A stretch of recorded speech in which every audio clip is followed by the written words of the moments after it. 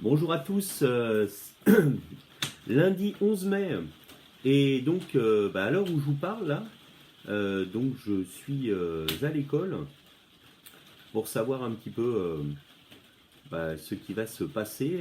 Nous avons une réunion ce matin, voilà. Alors là je me suis filmé un peu plus tôt évidemment, et je propose qu'on commence donc. Alors j'ai fait la tournée hier, écoutez, super, j'ai corrigé les cahiers, hein. Au niveau du suivi, c'est vraiment très bien, hein. Dans l'ensemble, je dois dire, le travail a été fait, j'ai rien à dire. Vous avez vu, j'ai corné, mais je vous l'ai dit, hein, j'ai corné les petites pages. Il y a moyen de vous dire que si vous voyez une page cornée, il y a peut-être quelque chose à revoir. Donc soit revoir une vidéo, soit quelque chose. Voilà, je remercie aussi les différentes versions de la mer pourquoi la mer est-elle devenue salée, qu'on m'a aussi envoyé. Je tâcherai d'en mettre une aussi sur le blog. Moi, je dis ça pour plein de choses, et puis il va vraiment que je le fasse. Des versions très sympas. Voilà. Sinon, écoutez, là on continue de la même manière. Alors je tâcherai peut-être tout à l'heure de faire la correction dans la classe. Je verrai dans quelles conditions un petit peu je peux y avoir accès. Enfin, dans tous les cas, à 16h, on se retrouve, hein, pour la correction. Donc ce matin, on se retrouve pour la lecture. Et puis,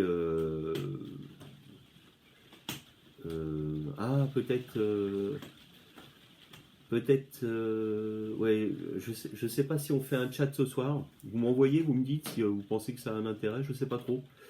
En fonction un petit peu des informations que j'aurai ou ce qui s'est passé aujourd'hui. Mais pourquoi pas, ceci dit, ouais, on peut se retrouver pour un chat si vous le souhaitez. Vous m'envoyez ça en commentaire, et puis si j'ai des commentaires vraiment, voilà, là je m'adresse plus aux parents, hein, des commentaires de parents, hein. Donc pour éventuellement, sinon ça peut attendre les informations que je vous donnerai demain, quoi, comme vous voulez. Voilà, allez, c'est parti, je vous attends à la page 205. Alors, vous pouvez prendre votre cahier du jour, vous mettez la date. Voilà, on saute 2 lignes sous la date. Hop, étage de montagne d'Europe, page 205. Donc, lecture modifiée, 4 modifications. Soyez attentifs. Puis après, les questions qui sont indiquées, la première, la troisième et la dernière, la 8e. Allez, c'est parti, je lis 4 modifications, page 205.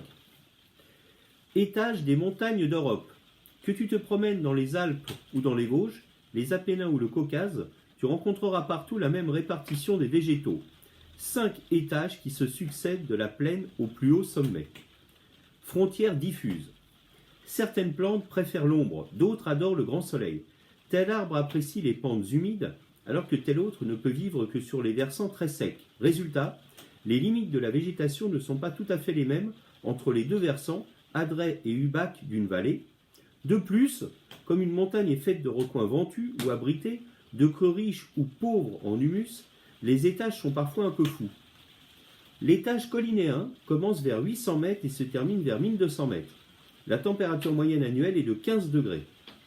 On y trouve surtout des prairies et quelques forêts de châtaigniers, charmes, chênes et pins sylvestres. L'étage montagnard monte jusqu'à 1700 mètres environ. La température annuelle encore plus douce, 8 à 15 degrés, et l'abondance des pluies y permet le développement d'une forêt dense de hêtres, d'épicéas et de sapins. L'étage subalpin se termine vers 2200 mètres par une zone de combat, là où s'achève la forêt de résineux qui le compose. On y trouve dans cette zone, j'ai rajouté un mot, tant pis, on trouve dans cette zone beaucoup de pâturages et de plantes buissonnantes. La température moyenne annuelle varie entre 5 et 8 degrés. L'étage alpin culmine vers 3000 mètres. La température moyenne qui y règne, 2 à 3 degrés, et la neige fréquente ne permettent plus aux arbres de pousser. Une pelouse rase recouverte de petites plantes et de graminées donne le ton. Au-dessus de 3000 mètres, c'est le domaine des neiges éternelles et du minéral. Sur cet étage rival, seules quelques plantes pionnières réussissent à vivre à l'abri des rochers. Vivre vite. Plus on monte en altitude et plus la période de végétation active, c'est-à-dire l'été, est courte. C'est ce phénomène qui limite les plantes, certaines ayant besoin de plus de temps que d'autres pour pouvoir vivre. À 1000 mètres, la période de végétation active est de 8 mois. À 1500 mètres, elle est de 6 mois. À 2000 mètres, elle passe à 4 mois. À 2600 mètres, elle n'est plus que de 2 mois. Au-dessus de 3000 mètres, elle est pratiquement égale à 0. Records européens. Sur les 3500 espèces de plantes à fleurs vivant dans les Alpes, une centaine survit au-dessus de 3000 mètres d'altitude et seulement 2 au-dessus de 4000 mètres. Parmi elles, la gagnante est la renoncule des glaciers, qui résiste encore à 4275 mètres. Mais on trouve aussi, sur les pentes du Mont Blanc, quelques algues et quelques lichens à 4700 mètres. Voilà. 4 modifications. Alors j'ai rajouté un mot qui ne faisait pas partie des choses, mais voilà. Les questions, je vous demande de réfléchir à la première, la 1, la 3 et la 8. Voilà, vous pouvez mettre sur pause, on va corriger tout de suite.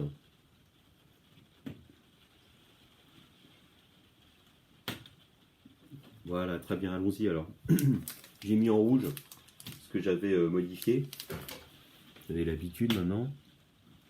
Peut-être le voyez-vous. D'accord? Alors ça commence ici. J'ai dit un peu fou au lieu d'un peu flou. Mais avant, pardon, il y avait recoin. Alors attendez, à la ligne ici. J'ai dit recoin ventu. Je ne sais même pas si ça se dit ventu du reste. Voilà, venteux qui signifie où il y a du vent, hein, bien sûr. Ensuite, j'ai fait une autre troisième petite modification à nival, d'accord, qui se trouve ici. Nival, qui est l'adjectif qui a un rapport avec la neige, d'accord. Nival. Nivea, la fameuse marque de produit, Nivea en latin, ça veut dire la neige. Donc nival, hein, d'accord. Et puis le dernier, c'était un petit nombre. Donc j'ai lu 2 ici au lieu de 12. Voilà, si vous avez tout attrapé à la première lecture, c'est bravo. Et en plusieurs lectures, bravo aussi, quoi. D'accord, l'objectif étant de les attraper le plus possible en étant vraiment très très à l'affût et en me suivant. J'essaie de lire vite. Une lecture normale, peut-être un petit peu rapide, mais voilà quoi. Bien, alors, question 1, quels sont les différents étages de la végétation? Vous les avez en fait en bleu, hein. La réponse à rédiger, hein. Vous avez l'étage collinéen, on reconnaît le mot colline. L'étage montagnard, voilà, montagnard, montagne. L'étage subalpin, alors, le préfixe sub,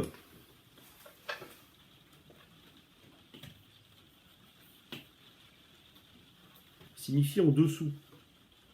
Voilà. Puis après, il y a l'étage alpin. D'accord. Les Alpes n'étant pas un terme uniquement français ou européen, c'est vrai qu'on parle des Alpes, ce massif très très connu, mais qui va aussi un petit peu en Italie, etc. Mais il y a aussi des Alpes en Nouvelle-Zélande, par exemple. Voilà, donc c'est un terme général, à une certaine altitude. Alors sub donc signifie au-dessous, et vous avez des mots, tiens je vais prendre des petits exemples en anglais. Vous avez submarine,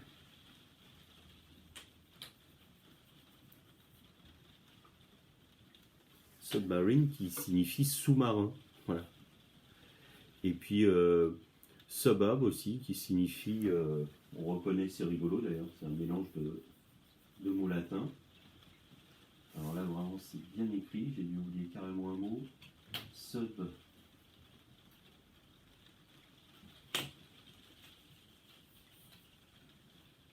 Urb, c'est la ville. Sous la ville. Et suburb, ça veut dire la banlieue en anglais. D'accord? Voilà. Ok. Vous avez le mot... des mots en français avec sub... oui, il y a subordonné. D'accord? Une proposition subordonnée. Alors, on en parlera un petit peu plus tard en grammaire, une proposition principale en français, et puis il y a la proposition subordonnée, elle est un petit peu en dessous, elle dépend de la première. Voilà. Ok? Alors, quoi d'autre? Question 3. Pardon, alors j'ai oublié, puis ensuite l'étage alpin. Donc il y a 4 étages, simplement. Recherche à quelle orientation correspond chaque versant. Alors, on parle de l'Adret et de l'Ubac. Alors, il y a un versant qui est ensoleillé, Et puis un versant qui est à l'ombre la plupart du temps avec la course du soleil.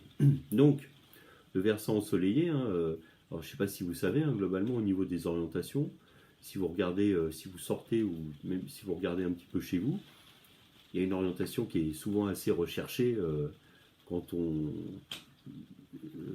regarde un petit peu pour les logements, dans certaines conditions, hein, c'est de trouver une orientation plein sud. Voilà, quand on a une fenêtre qui donne plein sud, on sait qu'on va avoir le soleil vraiment une grande partie de la journée. Oui, oui, le soleil alors, pour nous, hein, dans la zone tempérée où on se trouve, la France, le soleil se lève à l'est, il se couche à l'ouest, mais quand il est au milieu de sa course, alors nous, on n'a jamais le soleil parfaitement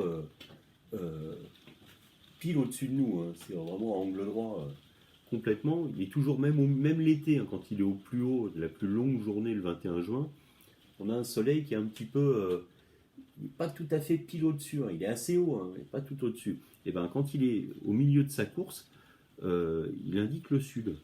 Ça veut dire que, voilà, et en fonction des reliefs montagneux, vous avez vraiment parfois des choses très importantes, et ben vous pouvez avoir des versants qui sont bien ensoleillés toute la journée, et ça c'est l'Adret, donc plein sud pour l'Adret, et Lubac c'est plein nord. Alors souvent, si vous avez une piste de ski par exemple qui s'appelle Lubac, vous pouvez vous dire que ça va être bien glacé, et que ça va être peut-être un petit peu dur. Voilà, donc c'est juste ces choses-là. Voilà. Bon, ça peut. Moi, j'ai appris ça quand je suis allé à Samoin, parce que j'avais fait une classe transplantée, bon, montagne et ski, et on m'avait expliqué ça. J'avais appris ça là-bas, l'Adret et Lubac. Voilà, je connaissais pas ces noms. Et voilà, bah, donc Adret plein sud et Lubac plein nord. Voilà, un éclairage. Au niveau de l'orientation, les deux versants de la montagne. Donc celui-là bien éclairé, par exemple, sud, où il va y avoir le soleil qui va passer vraiment.